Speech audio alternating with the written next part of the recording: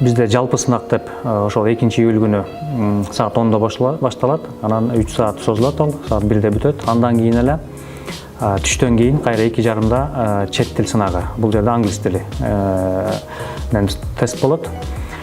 Бул албетте бардык факультет жана бөлүмдөргө тиешеси жок. Биз бул жерде атайын белгилеп кетчү англис тилин талап кылган бөлүмдөрүбүз бар.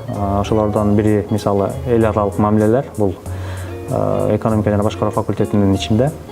Ошондой эле котормо бөлүмүндө бар, кыргызча, англисче котормо бөлүмүбүз бар. Ошол ал бул гуманитардык факультеттин ичинде.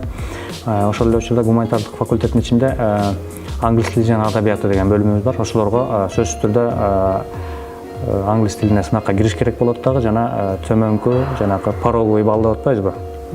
Ошол балды, эң төмөнкү балды алыш керек. Ошондо өткөндө гана анан ошолорго тапшырганга укукка ээ болот.